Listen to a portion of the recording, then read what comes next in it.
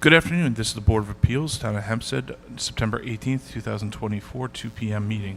Mr. Chairman, do you have any opening remarks? I do. For those of you who have not appeared before us before, the protocol that we follow is we call any prospective adjournments first, and then we will get into the calendar. The hearings are handled in the following way. The applicant is given the opportunity to present their case.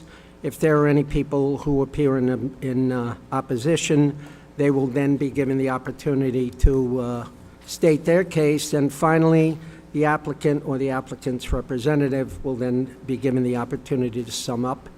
The hearings are videotaped. We have a court reporter here, so anyone who would like to refer to the proceedings in the future is free to do so. Once the hearing will then be closed, and we will not accept any additional evidence thereafter. Okay? Those are the basics. Patrick? Mr. Chairman, we do have application for adjournment for this afternoon. Case 31023 East Atlantic Beach, 37 Buffalo Avenue, LLC, and Kenneth Krolik. Variances, subdivision of lot area, front width from and on street line to front setback line, lot area occupied, front yard, average setback, side yards aggregate, rear yard, construct dwelling with garage and second and third story decks, demolish existing building, formerly known as 37 Buffalo, as well as case 31123 East Atlantic Beach, 37 Buffalo Avenue, LLC, and Kenneth Krolik. Variances, subdivision of lot area, front width from and on street line to front setback line, lot area occupied, front yard average setback, side yards aggregate, rear yard, construct dwelling with garage, and second and third story decks. Come up. You got the sign-in sheet? Who's got the sign-in sheet? Yeah. Okay. Good afternoon, Chairman, members of the Welcome. board. My name is Stephen Landy, 270 Madison Avenue, New York, New York. We have not yet cleared clearance review.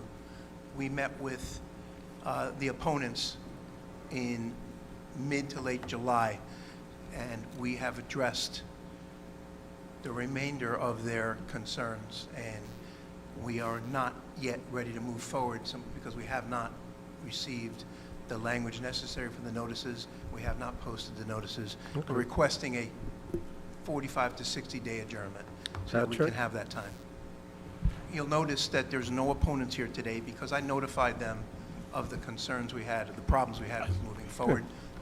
So there's not a That lot was of nice issues. of you. Although you did bring supporting person. Mr. Leeper is here. You're right. Did you really need him? Did you really need Mr. Leeper to ask for an adjournment? Go ahead. Yeah, All right. it's just nice to have him. Patrick. Okay. Just a minute.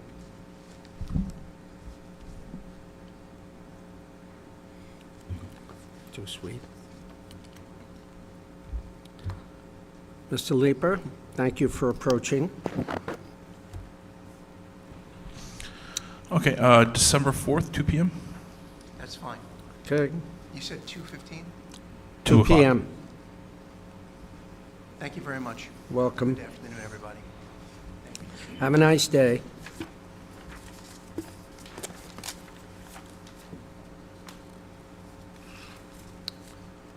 Are there any other applications for adjournment? No? All right. Patrick, Okay. call the cases. First, we have case 59724, Oceanside, 2525 Long Beach Holdings, LLC. Use variance to construct three-story addition to existing self-storage facility in Res B district with lot area occupied variance. Use variance for overnight storage of commercial vehicles in Res B district. Maintain 15-foot high fence. Variances, height exceeding number of stories. Special exception to construct three-story addition to existing self-storage facility in business district. Install 6-foot high fence. You do? No. But are you requesting an adjournment now? Okay, so then you have to, then it's, yes. Go on. construct three-story addition to existing self-storage facility in business district, install 6-foot-high fence forward a building line, also known as 2525 Long Beach Road.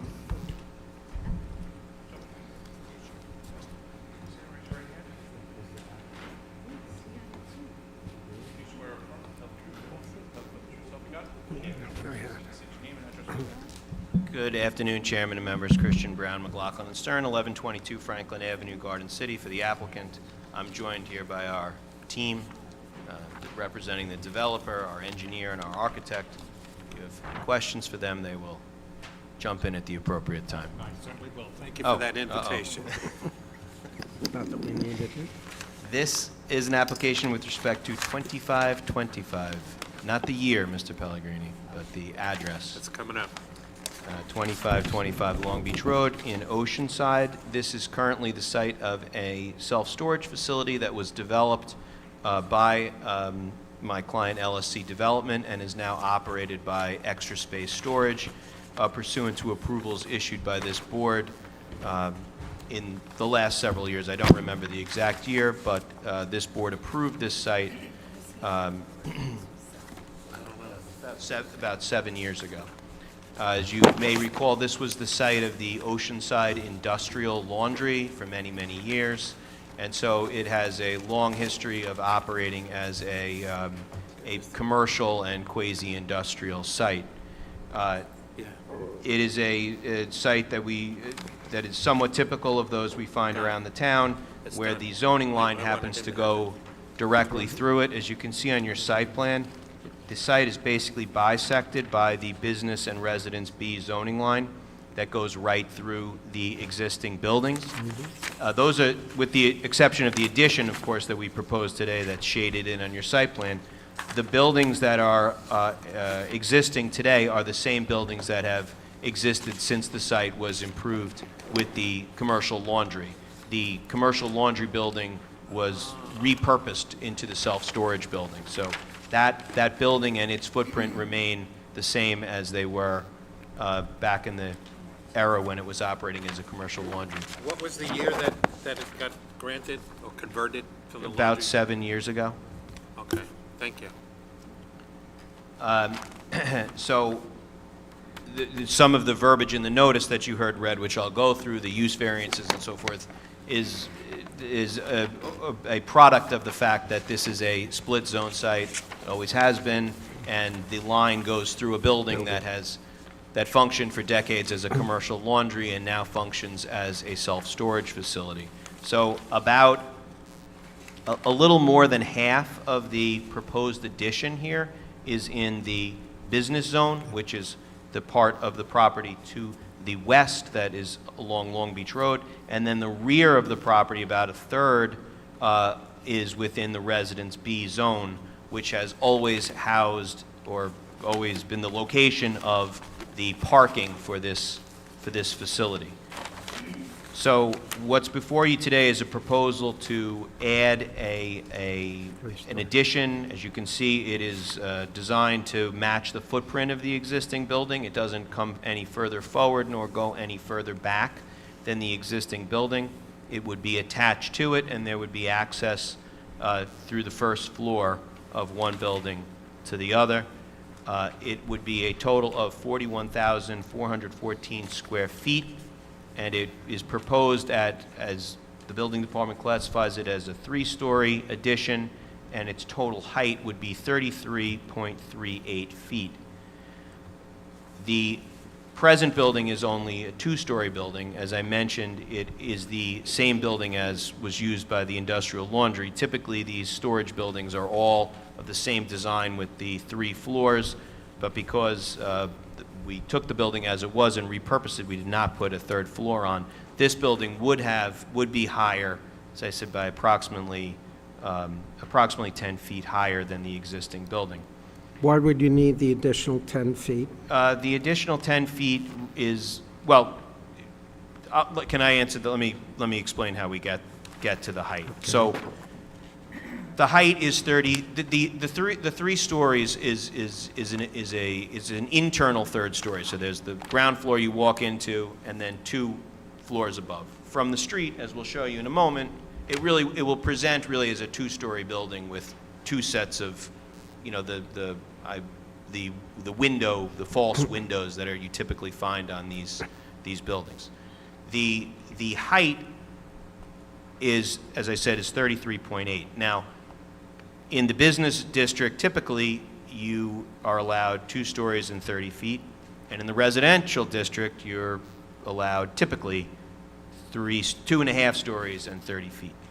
However, there are 2 provisions in the code which were not applied to this site, I believe, and Mr. Nierbecki can correct me if I'm wrong, but I believe because it is a split zone, that would allow higher construction on a site of this size. So in the Residence B district, under Section 68B of the Building Zone Ordinance, structures other than single-family homes are permitted to be 3 stories and 45 feet high.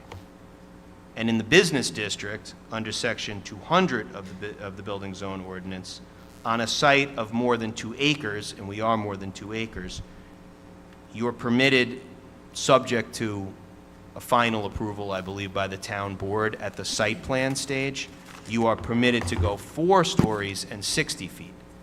Now, again, we were not given the benefit of either of those sections, I think, because the line runs directly through this building.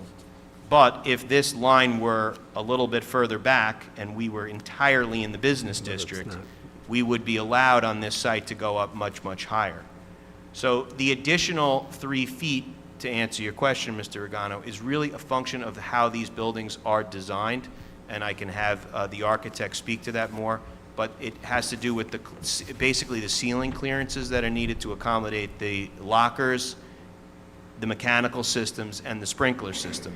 So instead of, say, an 8 or a 9 foot ceiling, in order to accommodate those internal needs for the building, the ceiling has to be, I believe it's 10 foot 6 inches.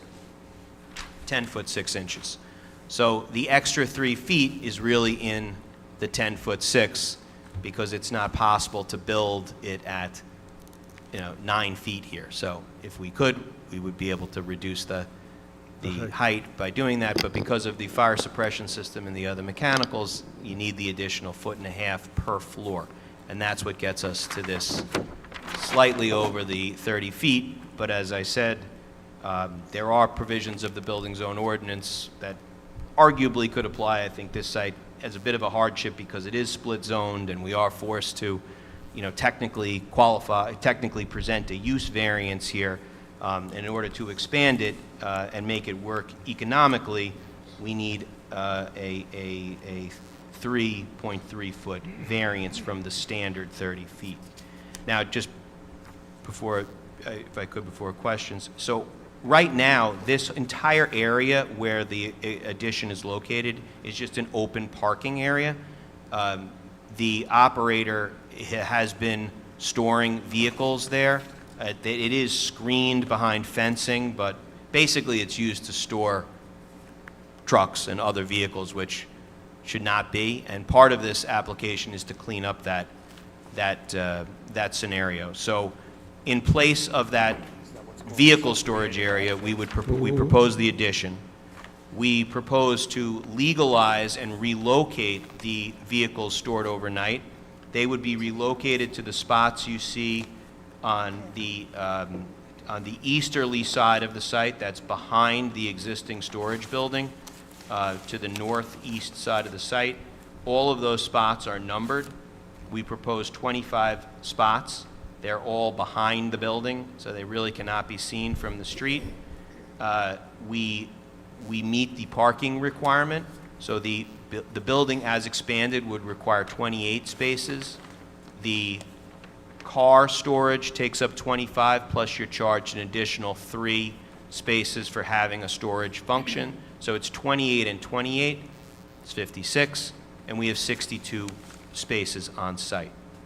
So for the use as storage, it far exceeds the parking requirement, and we also have enough parking even under the code to accommodate the overnight vehicles, which would be stored in a place where they're no longer visible. What kind of vehicles are they? New They're- cars, old cars, trucks, buses? We can speak to it, but you can come up and, there are a variety of trucks. I believe they're landscapers' vehicles. You want to just put your name on the record. Have you been sworn in? Yes. He was, yes. Thank you. Yeah, Paul Bergen, representing LSC Development. So there are various types of vehicles. Some are boats, some are RVs, and some are just people's, cars. None of these vehicles are necessary for the operation of the site? No, sir. Those spaces are rented out, They're rentable spaces. and that is fairly typical, Mr. Bergen, in the industry to rent out excess parking Access spots. spaces. Yes. And those vehicles are going to move every day? They're coming and going? Very, very few come and go. Most of them are just people that don't have the garage space and they need a little extra spot. So the landscapers are not going to be coming and going? The few landscapers that are there do come and go. And how many are they? I don't have an exact number, but there's less than 5 on the lot.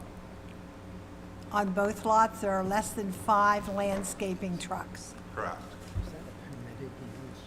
Presently. And of Presently. course, we would, of course, accept the conditions that it be limited to no more than 25, that they only park in the designated spaces, and of course, the board can impose other reasonable conditions relating to that extra use as well. Typically when we have cases come before the board for overnight storage of motor vehicles, a lot of them are landscapers. And they start their cars at 5 o'clock in the morning, 6 o'clock in the morning. They run their equipment, tune it up, whatever, their blowers, leaf blowers. It's a nuisance to the neighborhood. Do you restrict their hours from going and coming and what they're allowed to do? Don't idle the motors, more than a minute, whatever? All right, so the way the site is set up, there's a large sound fence in the back. As I said, there's very few of those vehicles, and granted, I'm not there in the mornings, but they, to my knowledge, they don't get there early and start equipment to warm it up because it would serve no purpose. They would do that when they got to the sites they're going to. One of the requests for relief is to legalize this existing 15-foot fence that's at the rear property line that abuts the neighbors behind. That structure we inherited, that was installed by Oceanside Industrial. I believe, Mr. Bergen, correct me if I'm wrong, but that was a post around the time of Hurricane Sandy. Yes. And that was at the request of the neighbors to mitigate sound and not to have to see. At that time, there were tractor trailers going in there Yes. constantly. So that was the genesis of the fence, which we inherited, and obviously we wanted to keep. We also want to get the vehicles away from the street so they're not an eyesore and visible to the public, and that's why we propose to put them in the back where you can't see them, but there's also a very, very big sound barrier, barrier. tall fence, so And they it's couldn't be heavily seen from. forested as well. Behind that, the residences have, lots of evergreens and such, which also help in noise control. But to your point, Mr. Pellegrini, again, the board has its prerogatives to impose conditions, and we're not looking to start equipment back there or have the landscapers be a nuisance. They're a minor part of what's stored there now. I think the majority that I've seen are trucks, maybe Yeah, there's a so lot the of camper. RVs and what have you. And, we're a great neighbor to the community. Open door always. The manager we have on site is one of the best in the industry, and she's always accommodating any concerns that anyone has about anything, So it's really an effort to legalize an existing condition, control it, and put it in a better, what we think is a better place than having it up towards the street. Yeah. In sort of it's really just fallow land. There's no need for the parking on the south side of the building. There's just no demand for that. It's a very, very large site. So you've got this whole section where the addition would go that's really not used except to have people park, random vehicles there. What about all the parking behind the building? It looks like parking spaces you have laid out. Yes. What are they going to be used for? The parking that's sort of behind Along the fence addition? line, those are presently stored vehicles and/or parking spots for the people coming in. So this going. is more, so the whole place is going to be storage of vehicles? No, not at all. So what we're actually doing with the grade area, the new building, is eliminating stored vehicles. No. The- These back here, these look like parking spaces. Yes. Those What are those are presently there. They are presently what? There. And they're basically stored vehicles now and/or vehicles that, as people come with their personal belongings to go in and out of the building, unloading, loading those. They exist now as a jumble between stored vehicles and customer parking. Under Correct. this plan, those spots will be exclusively customer parking. The stored vehicles will be relegated to the north side of the site. No, I know Yeah. that. I know that, but I wanted to know, plus there's all parking over here at the other side. I mean, I go by here every day, okay, and all I see around, because how many people come daily? A lot. You're telling me a lot of people come daily to go into their storage spaces? It's a very, very large community. There's a large facility. Yeah, I mean, there's probably 30, 40 people that come every day. But- And you don't have 30 or 40 spaces right on that side by Long Beach Road? That you have to have all the spaces in the back also? No, I think what Mrs. Adams, if I could, Yeah, sorry. you're, correct me if I'm wrong, you're saying there's a tremendous amount of space and parking here, correct? Yes, for storage. And yes, you're I- only saying you're going to have storage Agree. vehicles in this one small area, which is not true because you have storage vehicles, overnight storage all in the back already. Well, correct. They're basically in the area where the addition would go and behind. But we want to take them out of there and move them. Now, that's our proposal, is to move them behind there because we thought it was the least visible area from the street. But no, my concern is you have all of these parking spaces. All right, I understand that this is where you're proposing now, Understood. okay, to put them. But you already have how many spaces back here with overnight storage? So this basically is going to be, except for, how many vehicles are on the area here now? How many vehicles, I'm sorry, are? Well, are there more than 25? Today, she's asking, do you know how many vehicles are stored on the site today? We're only asking for permission to store up to 25, no more than 25. Yeah, but you already have them all stored in the back, too. So you're basically asking for everything in the back to be overnight storage, okay? This section here to be overnight storage, and then you have a lot of parking here also that aren't dark lines. What are they going to be, other than people coming and going during the day? We're not asking for spots for storage beyond what you see here. The other vehicles will be moved out or eliminated and placed in the 25 designated spots.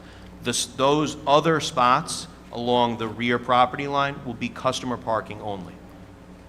We're not asking to store more vehicles out But he there. already said that there are stored vehicles there. They're there today, but they would be eliminated. We want to legalize that condition, move them to where we designate, and basically in the space where most of them are today, replace it with the building would be there. Yeah, the area between the two buildings, there's a gap between, you know, the larger building, the next one. Yes. So that actually acts as a dock for the smaller building. So those people that pull up, that park along that fence line you're referring to, utilize that area to park and grab a cart and walk in their belongings. Those are the customers. Those are the customers. Okay, so there could be a day that I went by there, I came in, and there may not be anyone in the back, because there's never, ever going to be anyone that is storing their vehicle there. Is that true? So I could come early on a Wednesday morning, Well- and that may be completely empty because no one has come to go to their storage unit. If this is approved, the answer is yes, or it should be. It would not Yeah, it be, should be. it would not be appropriate or legal for there to be a stored vehicle outside of the designated 25 spots. Okay, so That right would be now, set- you only That'd be have, set for loading. loading for what? For the- custom, for he the means for customer. custom. For For loading customers. zone.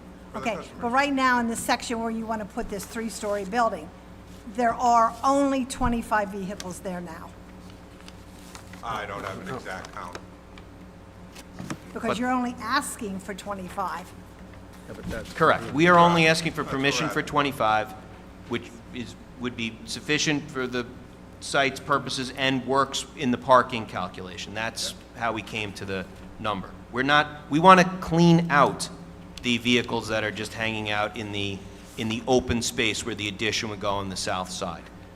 We'll limit it to 25, they'll be only in these designated spaces. We'll accept whatever other reasonable conditions the board wants to impose. The rest of those spots will be for customers only. In the building that's already there, it's only, you go in on bottom floor, and there's only one level above that, Correct, two-story building. and that's all that's inside. That's two-story building. There's no mezzanine or There's other. no mezz. Okay, it may look like 2 stories from the outside, but in the inside, is it only the bottom and one level up? Correct, And now in the new one, you're going to have the bottom and 2 levels up, correct. plus be 10 feet higher than what you have there now? If you look at the elevations, you'll see the difference from the street appears to be about 3 feet. I don't want to know what it appears to be. It is 10 feet difference. It's, There's, oh, it's not, then I may, well, why don't we have Mr. Because you have Pilata. 38.07 and 48.80.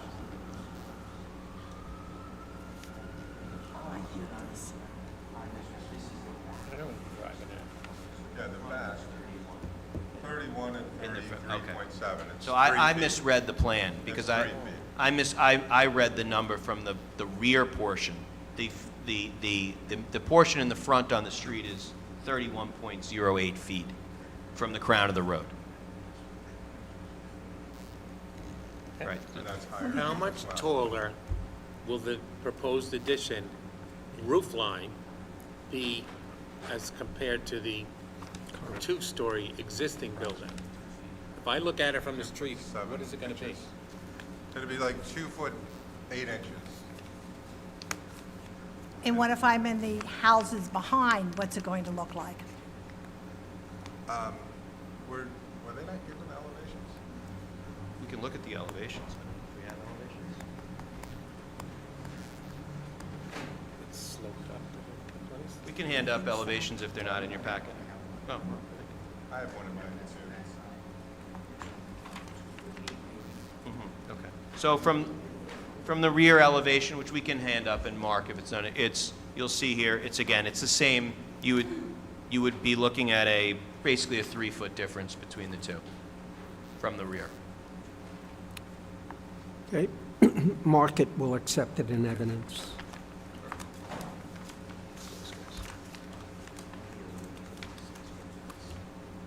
Yes.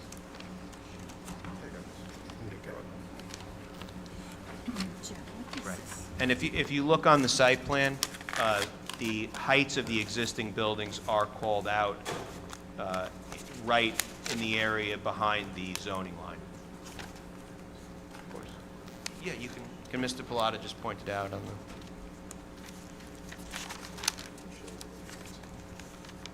Yeah, I see it. That's a height. That's a height.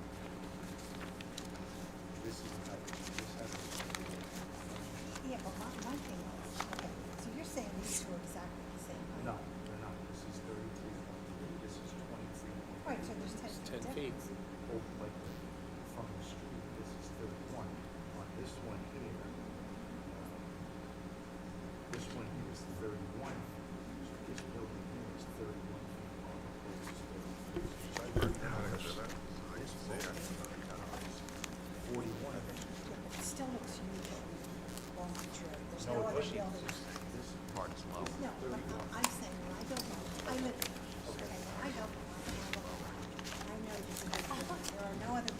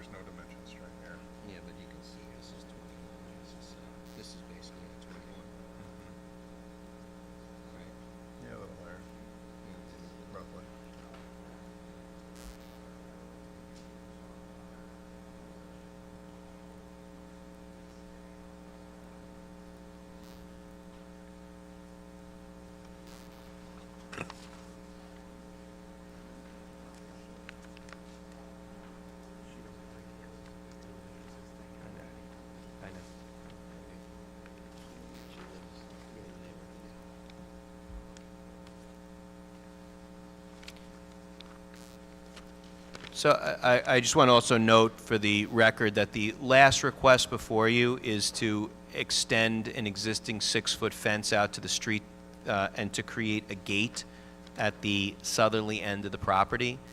We're going to, with your permission, withdraw that request. We realize that constructing the gate there is not feasible, or there's really no point. There's no. So we will not seek to construct an additional fence and gate on the southerly side of the property. Considered, instead of a 3-story, making it a 2-story, exactly the same as the old, the existing, and perhaps adding an addition and another parking lot in the rear where you put your outdoor storage of motor vehicles? In other words, making the building lower but longer, sort of. Yeah. I mean, 3 stories, obviously, there's an issue with the 3 stories. I understand. Okay, good. I Fix understand. it. As you know, It's these the bu- economics are the reason that for the 3-story, for it to financially make sense with the cost of construction and the return on the rental Right. investment. and it is a very large site, and as I said, we're sort of under this burden of having this split zone go directly through our building. I mean, the other option, which really hasn't been explored, would be in the commercial area where it is permitted to go significantly higher, would be to put a much higher building there, maybe be at 4-story to make the economics work. But that's hypothetical and it's not allowed, so, I don't think, right. Right. The board's concern is the height, essentially. Yes. Yeah. And acknowledging that it is 3 feet over the height, if we're going with the 30, I explained to you that the code does contemplate higher buildings in circumstances like this, but our building is bisected by the zoning Residential. line. And so I guess we're not given credit for the full depth of the site because it's not fully in the business district. Were that line further back, we would be able to do that. So it is a height variance. I know how the board feels about that in almost any context. I've discussed that with my client, but given the circumstance, given that there is already a 31-foot building in the front next door, it is not I would say it's not a substantial variance. It's about 3 feet over, trying to accommodate the necessary structural design for these buildings. You're getting, the benefit to the applicant is that you're getting more of a building, but you're also getting rid of sort of a useless fallow space which has been clogged up with vehicles, and that's not, I understand you could say, well, they shouldn't be doing that, and I take that point, but, in the natural course of things, people leave stuff around in open space. So it's sort of unusable space, as Mrs. Adams points out. A space like this doesn't need anywhere near this amount of parking, so things are going to accumulate. Here, you have more taxes, better use of the property, and really the trade-off is you have to give a small height variance. That's how I see it. It's not going to bring more traffic. There's more than enough parking. The facility will continue to operate exactly as it does today. It's open till 6 p.m. There's access by key card till 10 p.m. There'll be a manager on site at all times when the facility is open, which is basically business hours. And then if you have a locker, you can access it up to 10 o'clock at night. After that, it's completely shut down. The hours of operation are 9 a.m. through 10 p.m., or 9 a.m. through 6 p.m., and It's 9:30, the hours of operation? Yes. For the office staff, it's 9:30 to 7. 9:30 to 7. 9:30 a.m. now, to is 7. is there a gate at the front and it's open? There's no gate, it's open. So it's open all day long, so people who have, they have storage units in the building can arrive whenever they want? They cannot, the facility is closed at 10, but up until 10, they have a key code access if the office staff wasn't there. And that is only good until 10 p.m.? Correct. And how early can people access their units? 8 a.m. Not before 8 a.m.? No. And all those operations that I think have been successful for the last 6 years since it opened will remain exactly in place. And so we're looking for this expansion for the reasons you already heard. And really, when it boils down to it, the main request is to have that extra height. And we would like to legalize and formalize the storage of those extra vehicles, subject to your, the standard conditions that the board might impose in a case like this. And of course, there'd be no more than 25. Are the storage units 100% rented? I think right now we're in the high 80s as far as percentage rate. It fluctuates, high 80s, low 90s. Most of Where what's do you left need are all this called, extra space? sky boxes or lockers, which are the higher units. So everything on ground level So in the new one, what would you be putting in there? in the storage units? No, in the new facility which you're looking to build, Yep, what is going to be on those 3 levels? storage units, Only storage units. only storage units. Okay, so I can't bring my 350 truck in there and store it. No, there's no vehicle storage on the front. There's no vehicle storage in that unit. No. So how many storage units will you have extra? Will we have extra? No, how many additional units will be in the new building? What's the occupancy? Will you have that number? You say it was 80%? I don't have a unit mix. How many are in the old Why do you buildings? need all this extra space? Other I than don't to have that generate number to remember either. I'm sorry. We can submit it if We can submit that. you'd like. No, but my question is, you're in the old building, there's 20% empty. So what do you need a new building for? Not 20% empty. It's basically, all that's left in the old building is skyboxes. They're units that are only accessible by ladder. So we're basically 100% rented on pretty much anything that someone wants to rent. The units that are up above on ladder access are just not sought after. So that's why we're looking to build a new facility to grow the business. Are there any other facilities on Long Beach Road between Merrick Road and Lincoln Avenue that is 2 stories or 3 stories? Any other buildings at all? Yeah, that are 3, other than 1-story buildings. I don't know of any off the top of my head. I know it generally is a mix of 1 and some 2-story buildings. There are 2-story buildings, not 2-story houses. There are 2-story businesses on Long Beach Road. I Use area. I couldn't say for certain, but there are, What's the criteria? I don't know is the answer. I'm not sure what Yeah, the, because Long Beach Road in that area is also a mixture of residential it is. businesses. Yeah, if you look at the aesthetics, I don't know if you were given the elevations, if you look at the aesthetics of the proposed elevation, it marries up with the other For building anything. and looks as though it is a two-story. I know, but it's still a huge building in a residential area where there aren't, I understand that you already have an existing building there, and you purchased that building. All right, you did not build that existing building, It was existing an building. interior remodel of the 7 old years laundry ago, facility. right? Okay, well, before that building was there wasn't anything there, just so you know, except the before the small laundry facility. cleaners, right? So really, they came in, which you did not do, but you're just trying to Expand the make it bigger in an area that is probably half and half residential and business. Okay. Okay, all right. I think you have the case unless you have further questions.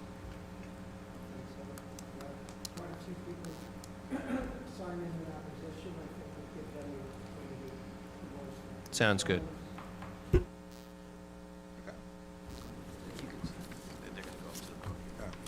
Any of you who are planning on speaking in opposition, you can come up to the podium and use that, and come up, one at a time, all right? And it's okay to say, if you agree with the person, we have quite a few emails in opposition as well. I think you've been made aware of those, Mr. Brown. Just the fact that they exist. Would you like to see them? Yes, Okay. So, if you don't mind. Patrick, who would like to come up first to voice their concerns? Thank you. Name and address. Well, I don't know that there's another page. Hello, my name is Cyrus. Is the mic on? It is. Hello, my name is Cyrus Fasegi. I live at 2570 Lorna Place, Oceanside, New York. Okay, Did you sign in, sir? I did. Second person to sign in? there is another sheet of people who are in opposition. Hold it. I had it, it was right there. Hold it, right here. Second. Okay. Go ahead. Thank you for hearing me. I've lived Oceanside my entire life, except for my time served in the United States Marine Corps. I'm a Gulf War veteran and a graduate of Adelphi University. My wife and I are currently raising our family in Oceanside. We purchased our house prior to the 2525 Long Beach Holdings LLC storage, purchasing the property behind us. The property behind our home, from the southeast corner to the northeast corner, has always been zoned residential B. Prior to 2525 Long Beach Holdings LLC, the storage unit purchasing, there was a requirement to always maintain a fence with a gate between the residential B and commercial portion of the property. This was to restrict trucks from entering the residential B zoned area and commercial traffic. Excuse me, I'm dealing with technical stuff here. The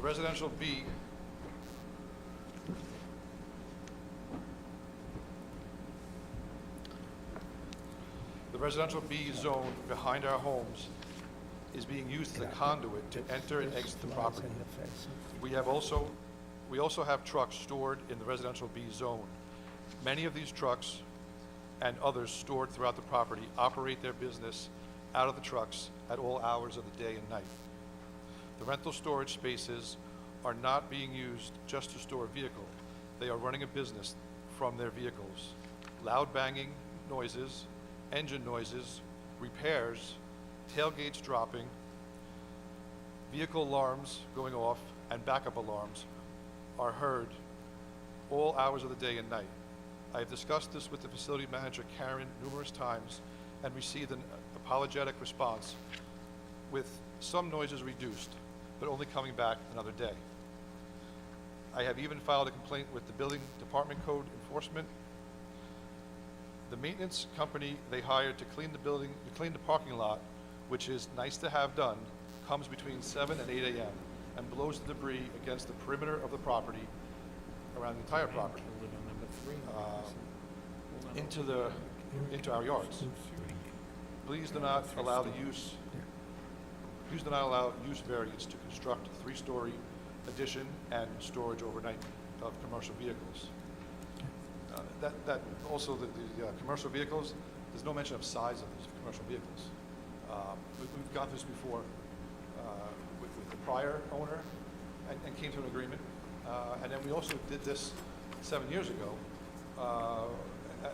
and they've just admitted, they've just made a farce of the whole thing, that they're doing what they want to do. And now they want to legalize it just to make more money, but at the expense of our quality of life, our children's quality of life, Oceanside's quality of life.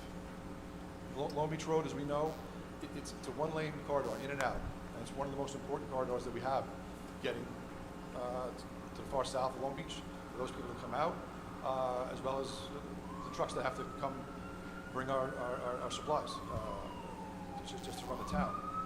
And they're at the beginning of that entrance, which is already jammed up. not to get into doubling the size, or whatever the number's gonna be, greatly increasing the size, and the parking spots needed for those extra customers, that's just gonna add more traffic along this road. That's not gonna affect only the local neighbors, but all of Oceanside. So I won't go off on that tangent too much.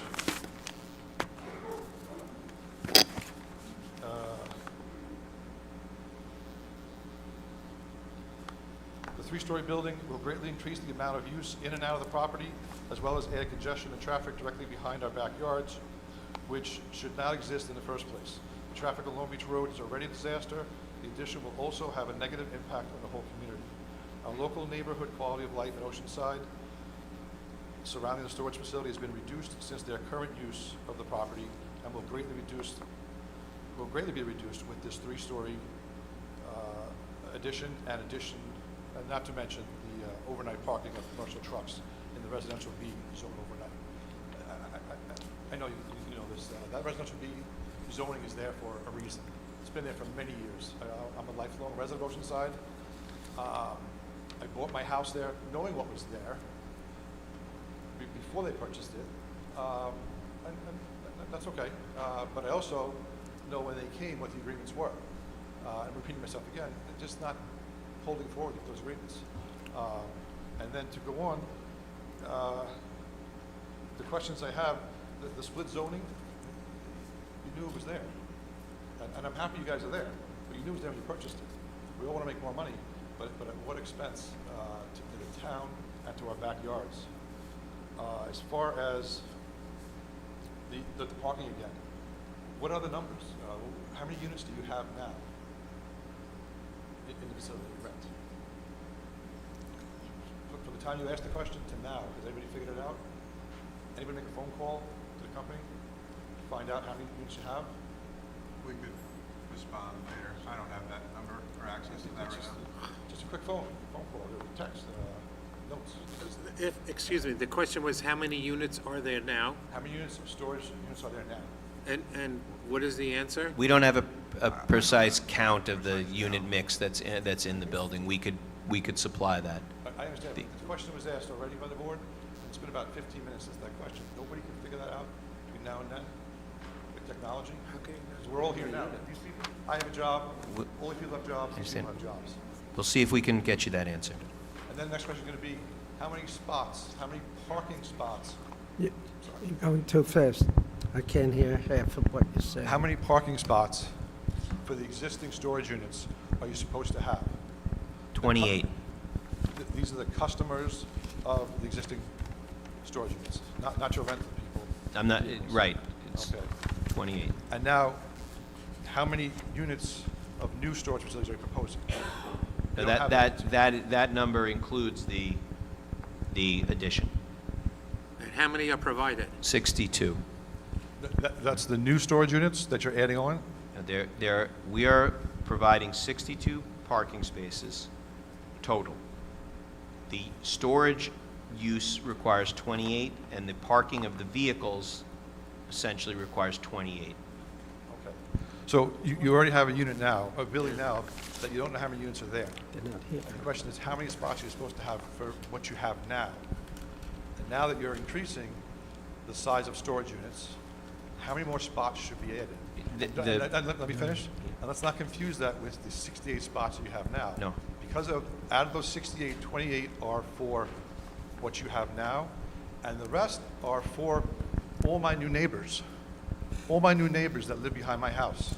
Every spot behind my house on that wall is taken. And then that goes from, that's the southeast corner, which is the Lorna Place, down to Esther, and then it goes to Johnson. So behind my house, they're all taken. And everybody else on Lorna Place, they're all taken.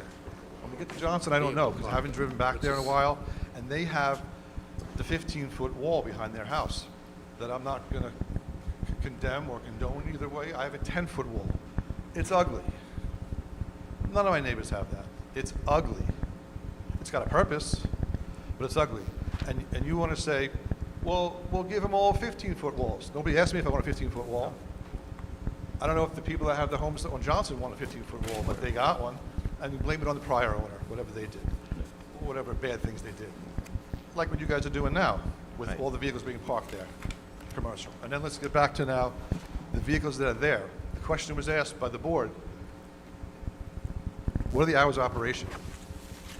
And you gave that. But before that question was asked, it was asked, the vehicles that are stored on the property,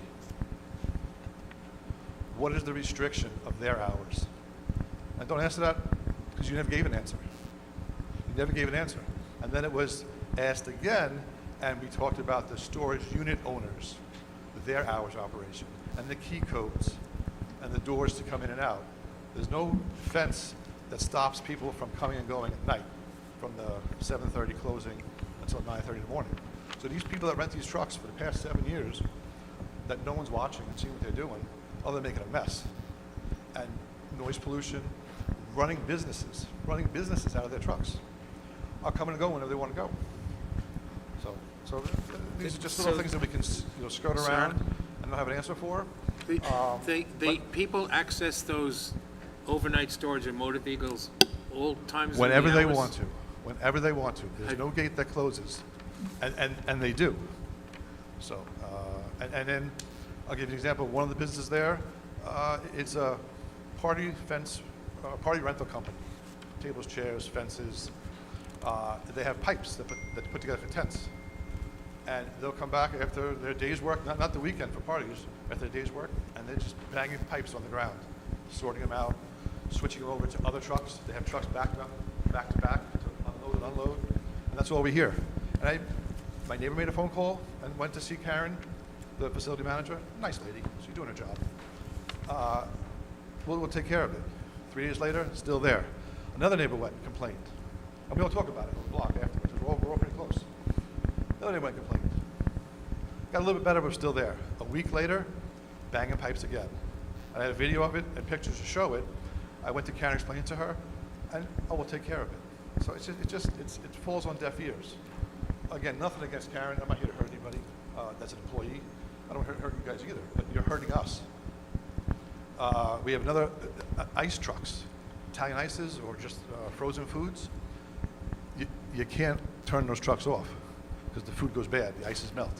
They run, don't back me up, 24/7. That's a hell of a noise for your kid to hear in bed, because our bedrooms are, homes are all different, but back of the house, front of the house. My kid hears that noise. And then the belt squeaks on it, and it's not fixed, and I go and talk to Karen. It gets taken care of, probably gets shifted to your yard or your yard, but then your complaint gets shifted to my yard. And then they're plugged in. So I don't know if you found a way to let that one parking spot, this one parking spot, not be self-sufficient. We run an extension cord out to that truck to help it out. I won't talk about the explosion that happened when it was the cleaners that took the whole block out and had us up all at night on the other side of the fence. And that's going back about 20 years. But that's what waiting to happen again. Not an explosion, but fires. It's not healthy. And that's what we're living with. And to admit that you know what's going on, it's been happening for 7 years, just make it legal. Just make it legal. And let's do it better. Let's hide it from the community. Let's not put it in front of the building, because it is a nice looking building. And if you're in Manhattan and going down the great city of Manhattan, the walls, you're in all the big buildings. I live in the great suburbs of Oceanside, of Nassau County, town of Hempstead. I don't want towers or buildings to drive through. But we want to hide it from the street and put it to the neighbors, to about 15 neighbors' houses to deal with. And then have the street cleaner, parking lot cleaner, that used to be a street cleaner, vacuum up. It's noisy as hell, at 7, 8 in the morning. Again, thankful for taking care of the property, but noisy as hell. Coming through, vacuuming up, that was switched to just a gardener with a blower. I have videos of 2 gardeners with a backpack blower, and then the big monster. As I said, walking the perimeter. I have a video of it, walking the perimeter, blowing all their crap into our yards. It just goes up in the air, and you can just watch it wafting. Whichever way wind blows, it comes over, and on my video, you just see it just wafting over. So I'm going to stop there, because I go on forever, and I don't want to. No. I thank you for your time and what you do. But Thank you. the answer is going to be, let's work together and find something. This is just greed. This is just greed. Greed, and they're not even doing what they know they should be doing. They're not even doing for the past 7 years. But it's a nice building. let's keep it that way, just the way it is. Thank you.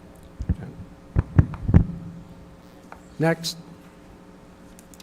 Anyone else want to come up? You're all here.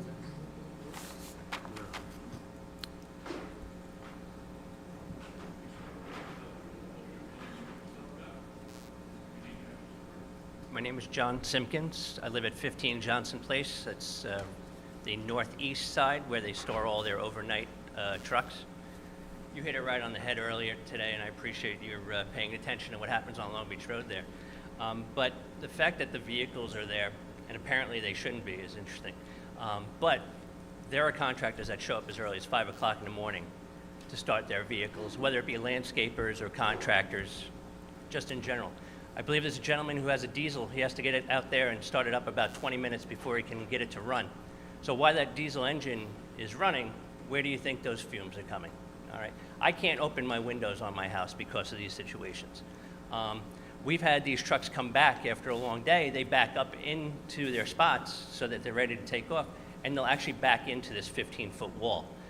It wasn't until recently did we request bollards put in so that we have some kind of safety measure between a truck coming in through that parking lot and then coming into our backyard.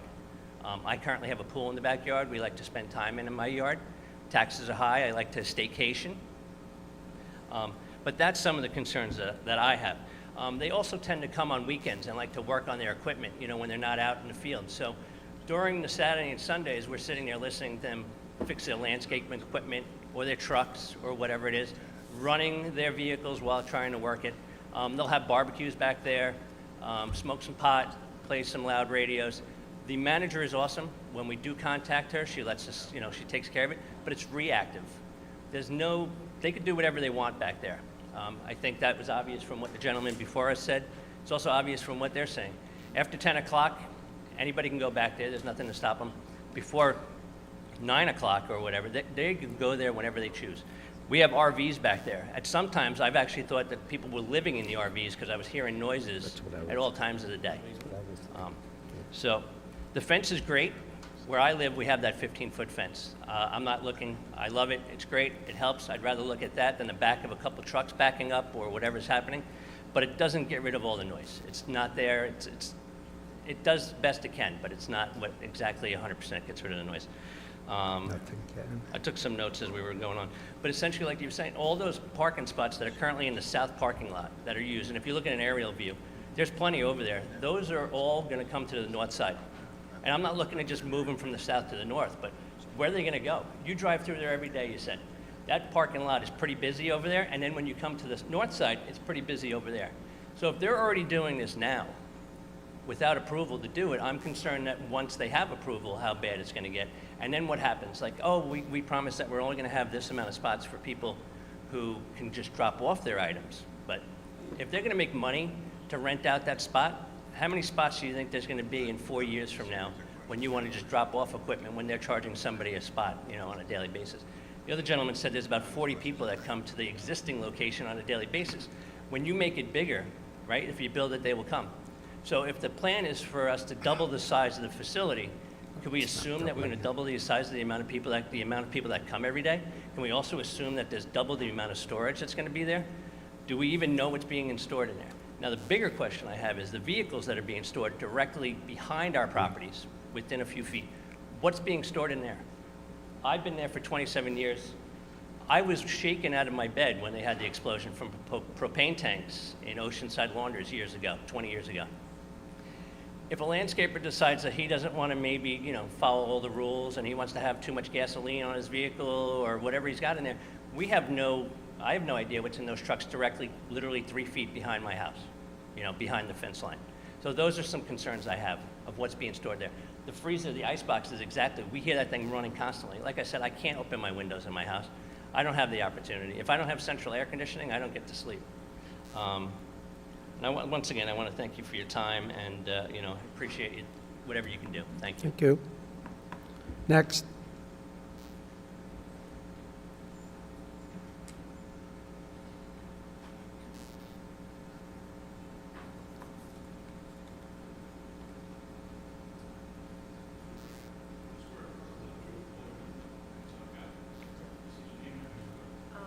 My name name is Lauren Levine. I live at 2546 Lorner Place.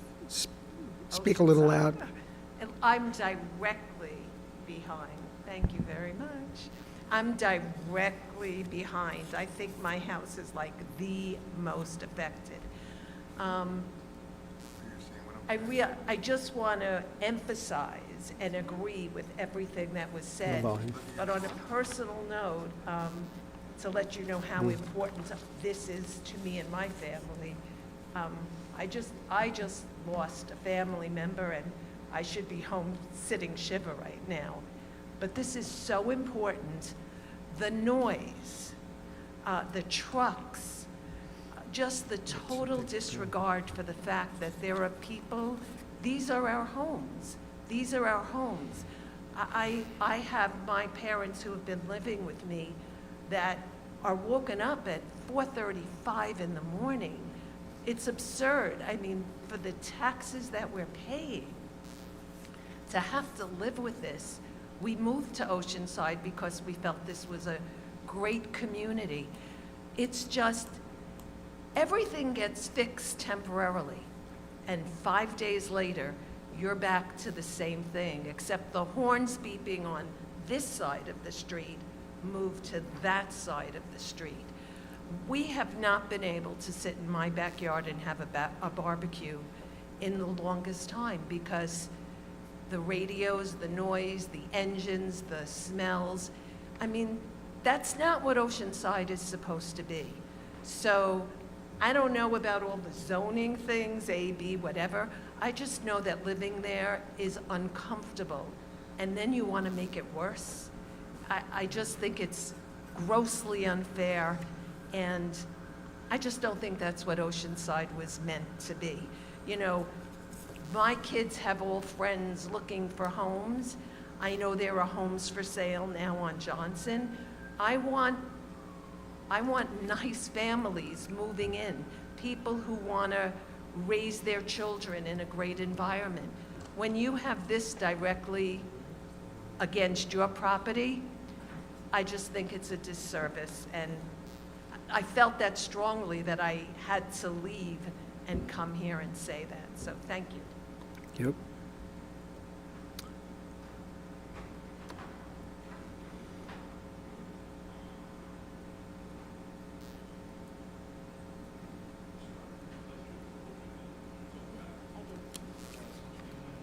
Good afternoon. My name is Natalia Duffy. I live at 2549 Esther Place.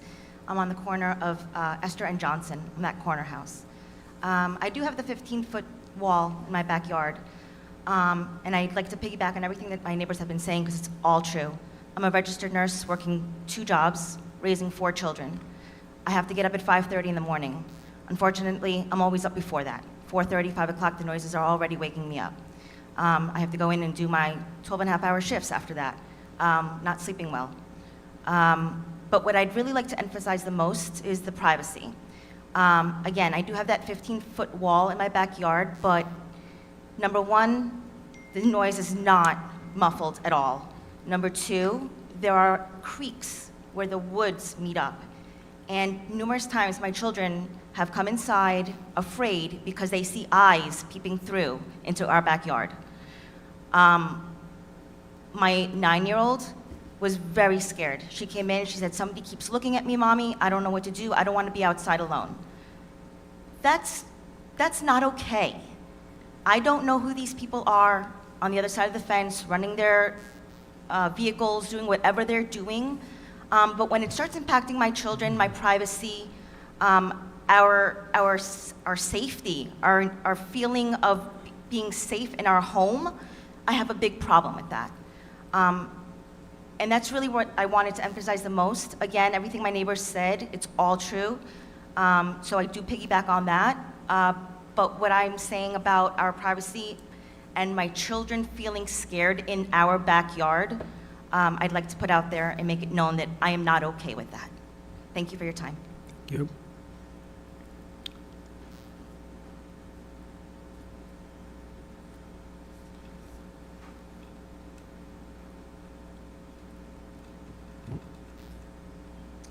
Hi, good afternoon. My name is Pat. Carolyn Bella.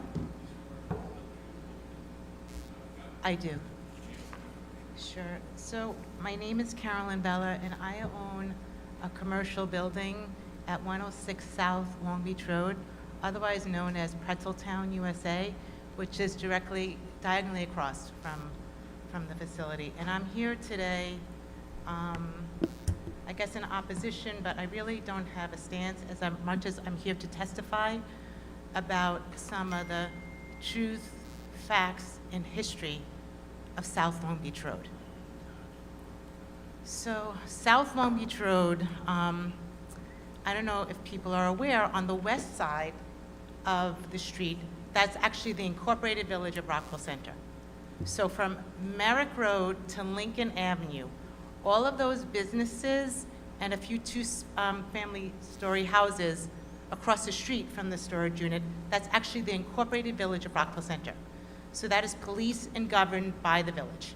You know, so if you want anything done there, if you're any work or whatever, you need to get a permit and stuff from Rockville Center, okay? Across the street is Oceanside, town of Hempstead, where this property is located. And that is governed by you guys. So if there's any variances or issues or anything that it needs to be, it comes to the board here. The street itself is policed by, I believe it's the 4th precinct, you know? So that's a county road.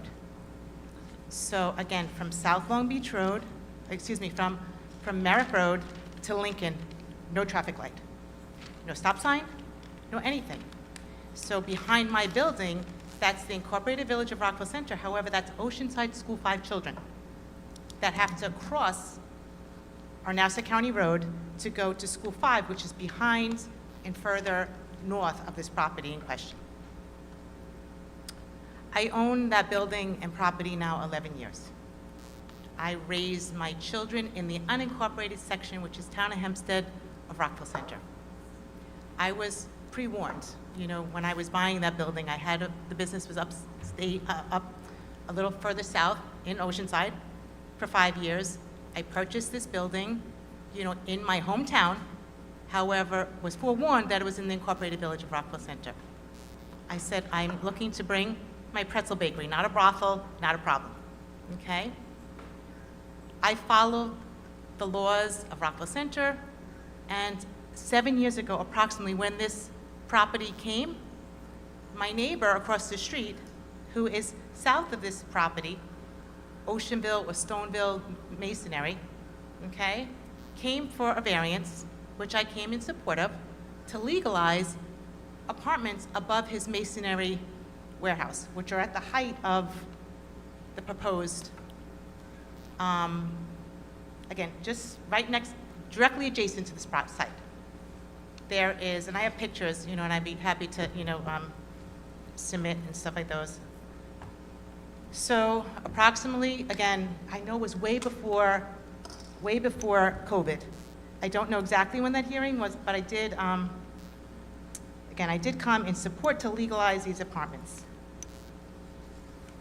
Here are some of the pictures. Shaking. Here's another picture. I don't see the probative value. Here's. I'm sorry, I have a few more. Okay. Board, that variance 7 years ago was denied. And yet, those apartments were taken out, and yet they're back. Ma'am, with all due respect, I don't see the probative value of your comments. Could you please speak about this application? So this application, Yeah. again, 7 years ago, I was here in support of the next-door neighbor. And he had apartments, second-story apartments that I supported in favor, thinking to legalize. They weren't legalized. This board denied him. And yet, he got rid of the apartments for a minute, and they're back. But that's not the case we're So talking the about. case is the dangerous conditions. So within a month, from the end of February to March 26th, 3 significant accidents. I'm sure some of you them are familiar with them. A fire truck went through masses of furniture. At the corner of Sites, which is my street, a motorcycle was making a left-hand turn on March 26th and nearly died. And at the end of February, again, within 30-day period, on South Long Beach Road, 3 horrific accidents that, thank God, there were no fatalities. So besides the noise ordinance, and that's all this other, the public safety of our community is in jeopardy here, as South Long Beach Road is the wild, wild west. This one gentleman that owns this property, owns the property on Rockville Center side too. I called out the village. He had 3 public assembly businesses without any certificates of occupancies for 10 years. He does whatever he wants on the ocean side, right next to this property, rents out apartments to migrants and Malloy College students. On Malloy College website, these properties are being advertised and rented to our children. Guys, I'm sorry, enough is enough. We have to first start to police, and protect our community. We have children crossing this street. There's another, I had a customer of mine, fell in the middle of South Long Beach Road. There's a lawsuit. She can't talk to me or come to my store anymore because there's a pending lawsuit. It's dangerous as heck. And we cannot have more traffic and more people just doing whatever they want. Build it and they will come. That's what this one gentleman who owns 2 blocks in the ocean side, right next to this facility, does whatever the heck he wants. Denied, I do it anyway. Parking cars, we say no, we come to the board, we leave our jobs, our livelihoods, our families to come and speak and be heard, and then just to be disregarded and thrown to the side. Thank you so much for your time and consideration today. I have some more pictures. I don't know if you want, I also have, I'd like to submit, 100 signatures on a Change.org petition that was filed regarding the dangerous blind eye political favor that's being, Okay. Would you like to review them? I generally don't object, but I believe, and I don't want to belabor this, but I believe she's talking about something totally unrelated to this. It's the same property owner that owns the property across the street is given blind eye favor, I don't know what's going on, but when it walks like a duck and it talks like a duck, I think it needs to be looked into. I also want to submit the radius map to show that this property owner, everything that he owns, from Fairy Lice Mothers up into the property in question, you get to see all of this man's properties. So again, apparently, it just appears to be above the law and gets to do, unfortunately, whatever he wants. Thank you again, Board, for your time. We don't enforce. This is whatever. It's fine, I'm just noting for the record, the individual that she's referencing has nothing to do with this application. It doesn't own this property. Understood. Next. Anyone else want to come up? Last call. Yes, thank you, Floor Jim. is yours. You can Just sum. a few quick points, just on clarification. The wall in the back is being maintained as is. We're not seeking to build another section of 15-foot wall. We're simply seeking to legalize a condition that has been on the property for a long time. So with respect to the walls in the back, no change is proposed here. To answer a couple of questions very quickly, the current building has 658 units plus 239 lockers. Over 95% of all of the units in the existing building are rented. The proposed structure would have an additional 356 units. To clarify the hours of operation, they are 9 a.m. to 5:30 p.m. That is when the office is open. The building is open for access to customers with the keypad from 6 a.m. to 10 p.m., 7 days a week. Just a final, and one final note, just on the economics of all of this. I asked Mr. Bergen to look into it. The building pays over $400,000 in property taxes. alone. So it is very expensive to run these facilities, and again, there is a benefit to the applicant to expanding it and adding the units, especially on a very large site like this with plenty of parking and where there really is no other viable use for that big chunk of property to the south. Now, having said that, I think what the neighbors have mostly voiced concerns about is the storage of vehicles and the activities going on related to that, to the renters, so to speak, who have their vehicles there. Those are legitimate concerns, and we completely understand. Again, we are the developer here. We're not there every day, but we would like to, the whole purpose of this is to clean that up and to stop that. If the board sees fit, I would be happy to work with the staff on a series of proposed conditions. We would agree to ban any kind of noise-making, any vehicle that is there to be run to idle, that needs a refrigerator. We would ban all of that. We would agree to ban landscaping trucks entirely and limit it only to parking, what I'll call, for lack of a better word right now, benign vehicles that are just simply stored there, not run, as Mr. Bergen said, as extra space for people who don't have a place to put a vehicle in their driveway, or perhaps a contractor wants to put a van there, that sort of a thing. So if there is we would agree to, and I can work on this to hammer out some proposed language that would strictly limit that and strictly limit the number and the spaces that can be utilized for that extra feature on the site. So that's our case, and we will continue to, we'll speak with the neighbors now also, and we'll continue to work with them. We don't want these annoying conditions any more than anybody else. I know they have been brought to the attention of the manager, but not up to the level Mr. Bergen's at, and we'll see if we can do something about that. Any other questions from the board? If not, do I have a motion? Will the hearing be closed, the case placed on the decision calendar? The board will deliberate on the case, come to a conclusion, and you'll all receive notice in the mail if you signed in. Second. All in favor? Aye.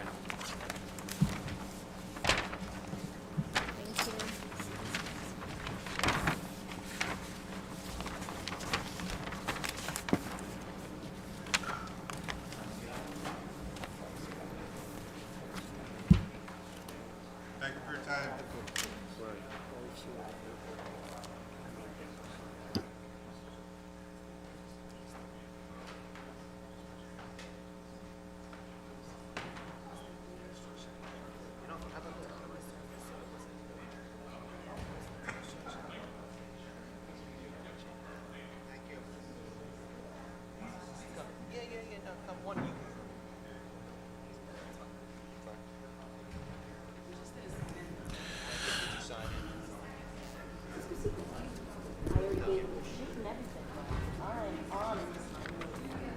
Yes, so you can sign in.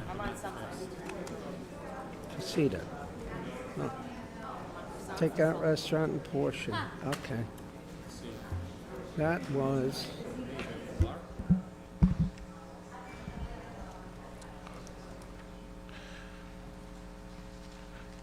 Next, we're calling case 59824, Baldwin, Casita Road Incorporated. Variance in off-street parking, proposed conversion of takeout to restaurant and portion of existing building, also known as 856 Merrick Road. Pardon? Yeah, thank you.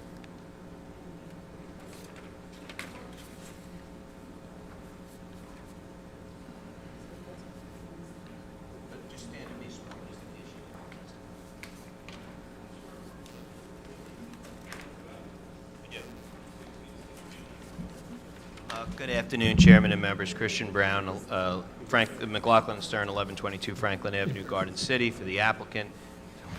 Once again, I think it's your final case for today. This is the application of Casita Road. This is a small restaurant located on Merrick Road in Baldwin inside a shopping center. It is a total of 920 square feet. 730, with 700 and, no, that's not right. It's a total of 920 square feet, let's put it that way. The main tenant in the shopping center is a supermarket, and then there are 3 other tenants, a cleaners, a salon, a hair salon, and a Carvel.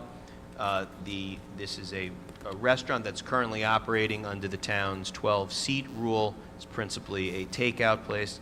It's Dominican food, correct? It serves Dominican food, and it is occupying a space that, as you can see, it's adjacent to the supermarket. That 920 square foot space was formerly part of the supermarket. It was the pickup deli function of the supermarket. Is that correct? And that went out, and the supermarket got out of possession of that area, and in May of this year they opened under the 12-seat rule, and they've been operating since then. They're looking for permission to have full sit-down service, and in order, it would be, the building department, we've calculated it based on is a total number of occupants of 52 would be the max. So the building department holding us to the strictest parking calculation, which, as you know, is the rule. That requires 18 spots for the restaurant, plus 2 spots for the employees, so it's a total of 20 spots. If it were retail space, it would only require 5 spots. Even if you did the calculation the less stringent way, would require less. But anyway, we're required 18 spots plus 20 for the employee, plus 2 for the employees, 20 total. So the parking is 105 spaces are required for the entire center, and 86 spaces are provided. So I believe you would, correct me if I'm wrong, but you have 12 tables, is that correct? 12-4. So it's 12 tables. 12 tables of 12? 12 tables of 2? 12 tables of 4. 2s and 4s. It's actually 4 tables of 2 and 8 tables of 4. Can you do that multiplication? No. Not even You get the try. picture. It's 36. You get the picture. So they serve lunch and dinner. They close at 10 o'clock on Monday to Thursday, Yes. and then 11 o'clock Friday, Saturday, and Sunday. So, Actually, no, Friday, Saturday only. Oh, Friday, Saturday. Are you closed on? So Sundays we close at 10. Okay, Sundays close at 10. the We entire, closed on Monday. okay, sorry. The entire strip, you're charged with Correct, going before the board for the entire strip. correct. Is the entire strip, does it have adequate parking according to the building department? Without your client, if your client were retail? If we were retail, I believe we would have adequate parking, yes, because the site is we have a 19-space deficiency based upon the need for 20 spaces. As a restaurant? Correct. Do you know what your requirement or need would be if it were a retail? Would store? only be 5 spaces. 5 spaces. Are you short those 5 spaces? We have, I'd have to do the square footage of all the buildings. But we're now, by this, we're short 19 spaces as a restaurant, total. And then if we gave you credit for the 5, Correct. that would be 14 spaces. Okay, so yes, that's correct. But I should also point out that there is an extremely large, you can see it on your radius map, Town of Hempstead municipal lot directly across from this on Merrick Road, and this is the heart of the Baldwin downtown business corridor. We were going to take photos, but the parking lot is actually under construction right now. It's being resurfaced, so it's not many people using it right now. But principally, the biggest tenant here is a supermarket, which closes at about I think 9 p.m. which closes at 9 p.m. Their busiest time is going to be the dinner hour, when very few people are going to be shopping at between 7 and 9. There are 86 spaces here, plus you have the parking lot across the street. Directly across the street, you have a municipal parking lot. It's not even 1,000 square foot space, 12 tables. So, even if you had the the maximum occupancy is 52 people, it's a restaurant, you're not talking, a tremendous number of cars. Everything else is also, as I said, the supermarket closes at 9, and then you have the other uses which are also closing between 7 and 9. Yeah, the salon closes at 7. Right, the salon is at 7, Carvel, I think, is 10. Yeah. So, you're talking about times when there's minimal impact. Most people aren't doing grocery shopping at 8 or 9 at night. Some do. So it's a small restaurant. It's already there. It's operated with no problems. And with 86 parking spaces, that's quite sufficient. It's more than most places have, and it is in the heart of the downtown, serviced by a large municipal lot. Well done. I think we wish them success. We wish everybody success. That's right. Even you, Mr. Brown. Well, I may need those wishes. Okay, that concludes your case. Unless you have questions. Any questions from the board? No, sir. Not, do I have a motion? I move the hearing be closed, the case placed on the decision calendar.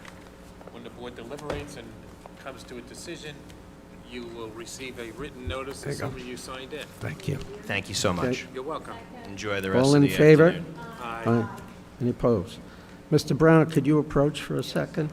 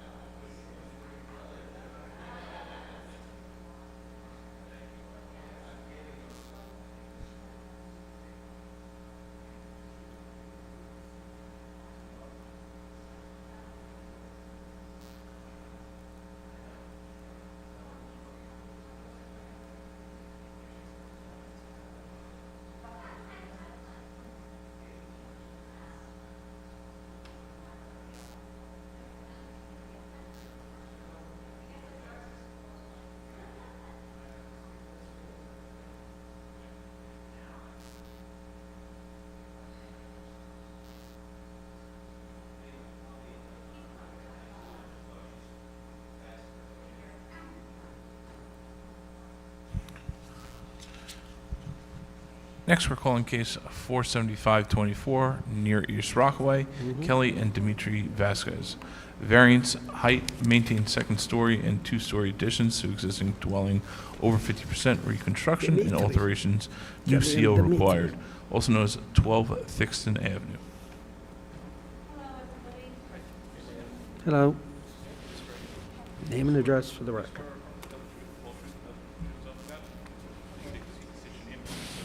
What's the height on this? Diane Powers and Bimbo, 769 Pelham Road, 3C, New Rochelle, New York, 10805. So here we are back for the adjournment. Now, I have a little bit more information, but Good this idea. Gentleman here, Justin, he is here representing Allure per your request. But as you know, the original plans that were submitted were approved at the 28 feet.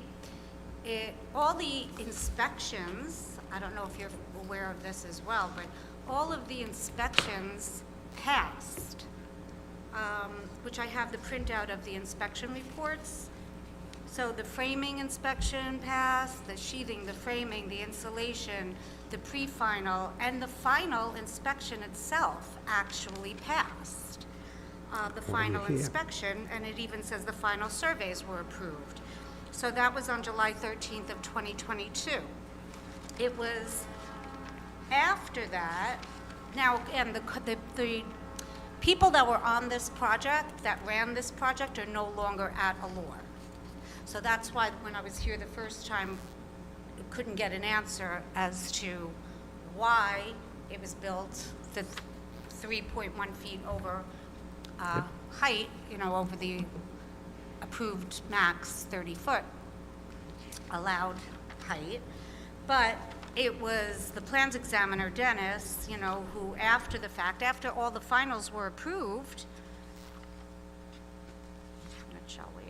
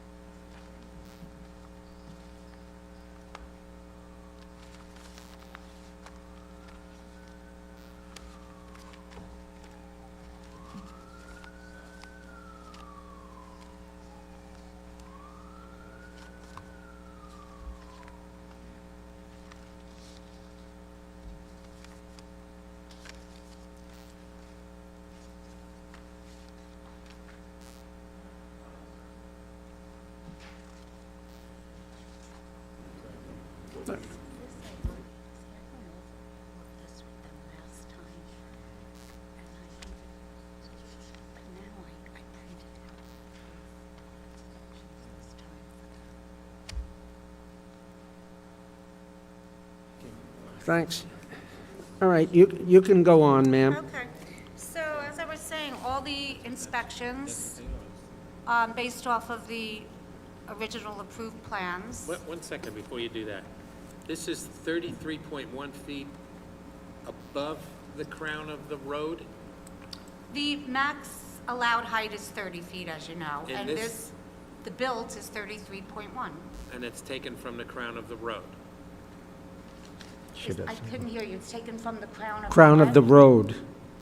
The crown of the road. Oh, let me look at the plans, hold on.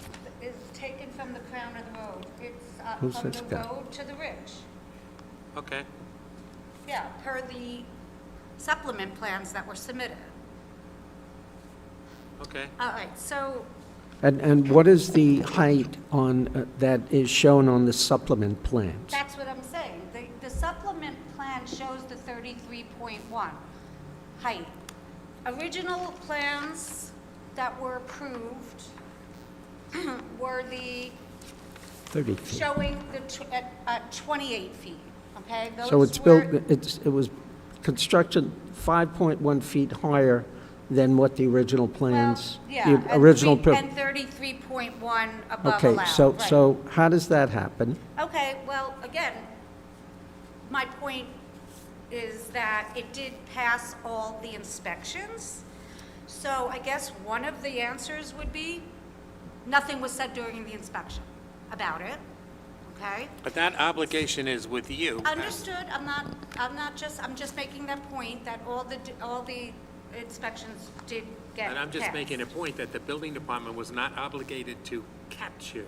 Understood, but, and when it was after the final inspection passed and the surveys passed, it is when the plans examiner did say, hey, wait, it's all, it Yes. doesn't match. Understood. And asked for the supplement. The supplement was then, and this of course is after the work is already done, Yes. unfortunately. And the supplement was submitted, the plans then showed the actual, what it was built at, the 33.1. It was denied, said you need the variance. Here Applied you for are. the variance, There here it we are. goes. You asked, why was it built above, before, why was it done? I couldn't really answer that. You said bring somebody from Allure. Well, when you asked that, I said, well, nobody on the project works at Allure anymore. So there's no way of getting a real answer as to why they did that. Because the project manager who ran the job is gone. Okay? So Justin now here, he's, go ahead, yep. You need me to say my name? Okay, Justin Burchard, 70 Mall Drive, Comac, New York. I'm the active operations manager, and she is correct. There's been a lot of changes at Allure. A lot of our previous project managers are no longer there, including the one who ran this project. And when he left, he did take crews with him. It was not a very great leaving, we should say.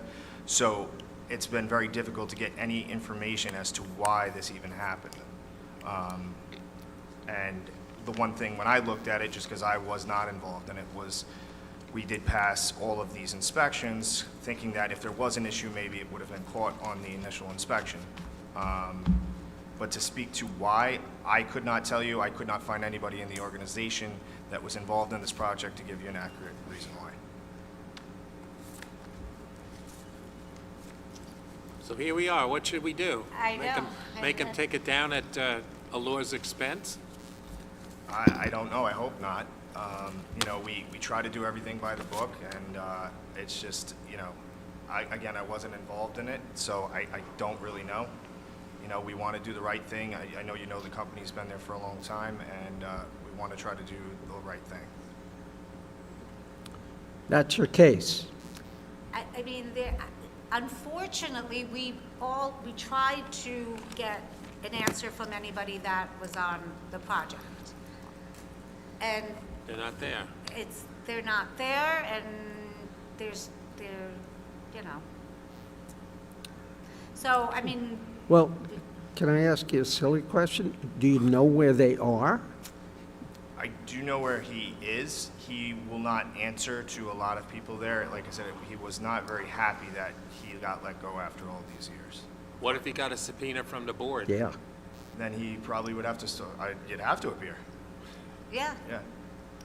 And I tried to call him and ask him, and he did, you know, I mean, So- of all people, this is going to be the guy that would know. yeah. He ran the project. He was a senior project manager for Allure for 20 years.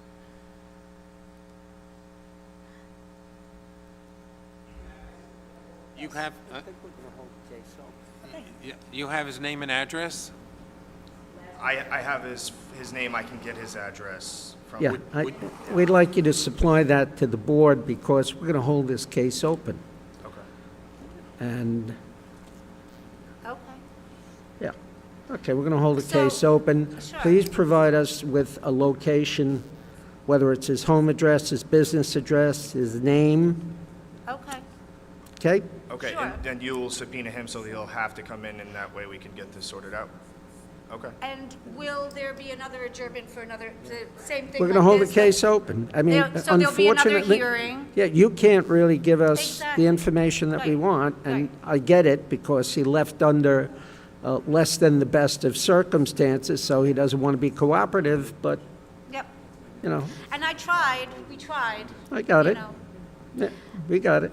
So. So we're going to hold the case open. Okay, is there going to be another date that I'm going to be There'll- provided There'll be a date that he'll have to, I'm sorry, can you repeat that? there will be another date where he will be requested to appear before this board. And only he has to appear, or is it going to be another situation where I have to return as like another variance adjournment hearing?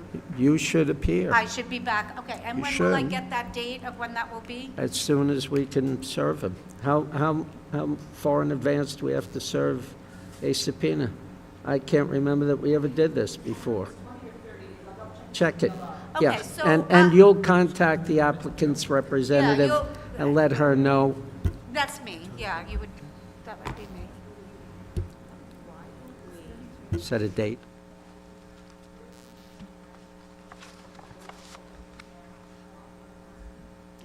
Okay. So we're going to give you a date now. Oh, you will? Yep. Okay, all right. And counsel, if we can effectuate service in a timely manner, I would appreciate notifying the applicant's representative so Yeah, she I'll be doesn't back. come I'll here. come back. Yeah, but so you don't come here unnecessarily if he evades service. Yeah, and I will double check, like I called this morning to reconfirm I was still on. Okay. I mean, I know everybody, the BZA, that I could call Okay. them and ask and find out. Gonna hold it Plus, open. I know the communication I have through the portal as well, so. Patrick, do you want to give us a date in December, right before the holiday? December 4th, 2 p.m.? December 4th, All right, where's my De- phone? Give me 1 second. December 4th, 2 p.m. Hold on 1 second.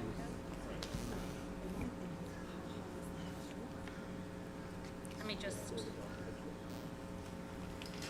December 4th, 2 p.m., so Wednesday, December 4th, 2 p.m. here. That's correct. Okay, let me just put it in. And if we can't effectuate service in time, you'll be notified, I'll be notified, okay. okay? So we don't, all right, thanks. And again, we said 2 p.m., right? 2 That's p.m.? correct. Thanks for coming in. Sorry to bring you in here. 2 p.m., see. Okay. Thank you very much. Thank you. You're welcome.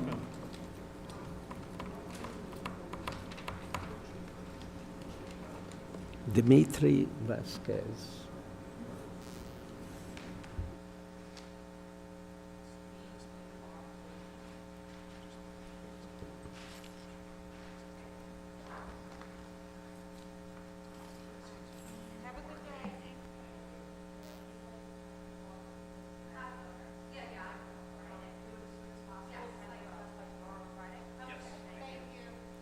I'll do it, should I call or do it through this message?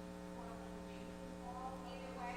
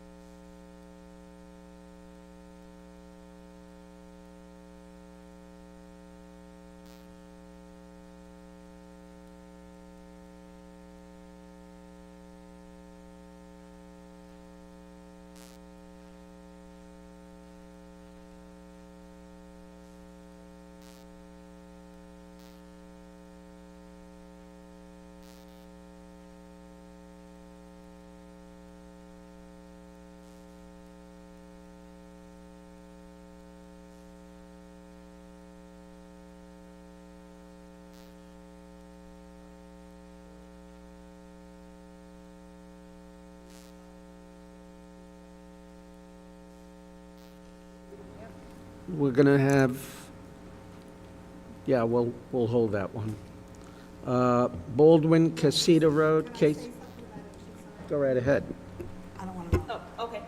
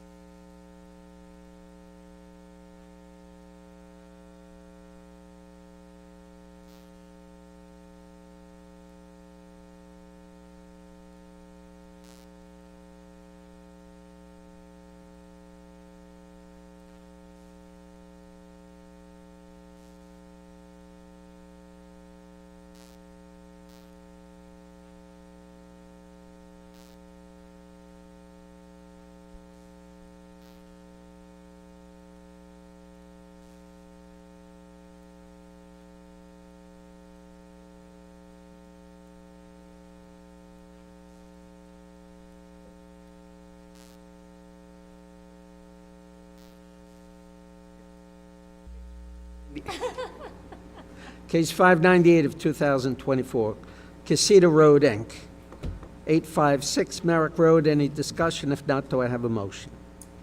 I move case 598 of 2024. Located at 856 Merrick Road, Baldwin, be granted as requested. Second?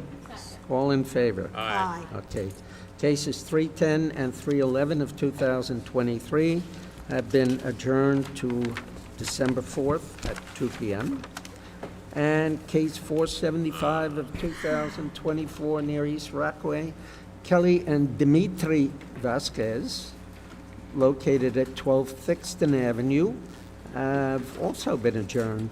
That case has also been adjourned to December 4th, 2 p.m., pending service of subpoena. All right? There is another matter. Go ahead. 500 Hungry Harbor. Yes. That is the three-story temple.